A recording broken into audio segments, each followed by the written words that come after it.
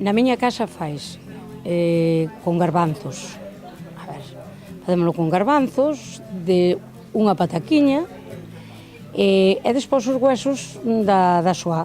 Aquí lle chamamos a xoá, que son eses da columna do porco. É un refrito e non leva máis. Non leva ningún segredo por aí ou algunha cousa especial que lle boten nalgunha casa? Non leva secreto ningún.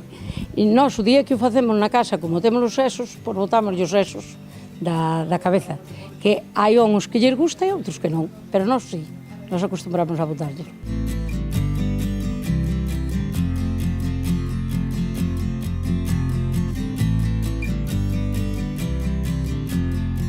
Cómese cando é polas matanzas. Cando matamos os porcos na casa, o día que partimos os porcos, eu recordo toda a vida.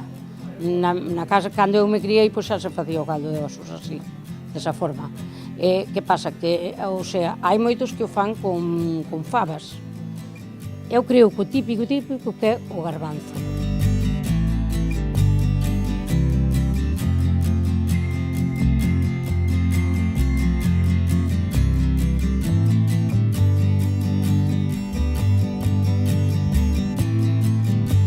Hai moitos anos, programouse o que é a festa do caldo de osos coincidindo co domingo de Antroido. É un fin de semana importante, xa só polas actividades todas que hai, tanto sábado como domingo, como despois nós aquí no Concello sempre celebramos os carnavales, os luns de carnaval, o martes é festivo.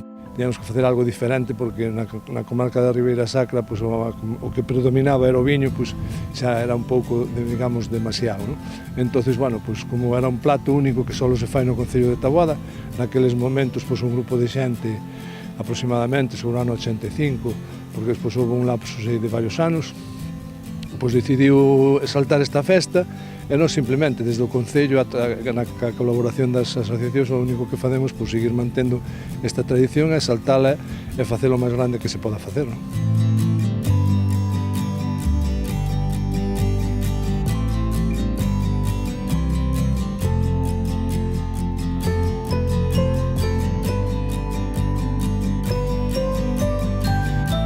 Este fin de semana timos o concurso de tapas, a quinta edición. Empeza hoxe a partir das 7 e acaba ás 11 da noite. Hai xente que se lle acaban antes as tapas porque hai moitísima afluencia. Se a xente as quere vir probar, ten que vir rápido, que se acaban. E despois, o seguinte fin de semana, todos os locales timos o caldo de osos e costela. Eso como tapa principal. E despois hai restaurantes onde se pode comer o caldo de osos e a costela, despois de postre filloas. Facemos unha degustación de produtos da terra, principalmente porco, pero tamén hai algo de terneira.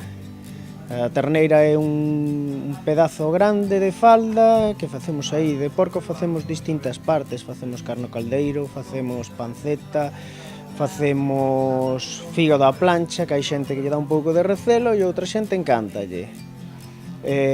Para probar, timos viño da Ribeira Sacra das bodegas que venen aquí a expoñer.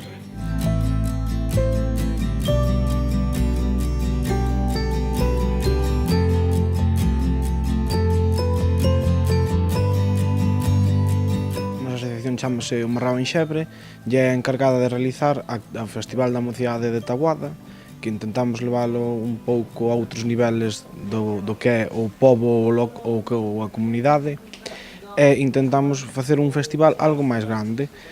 Ademais disso, organizamos o que é o festoso.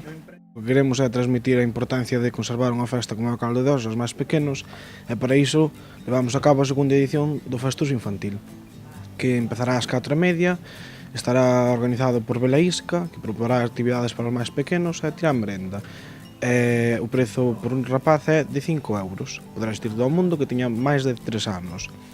E despois, ás 6:30, en case paralelo co festoso infantil, comeza a ruta dentro do restaurante Urdi polos bares do pobo. E estará levado a cabo polo grupo tradicional Fonte de Merlán, que venden de palas.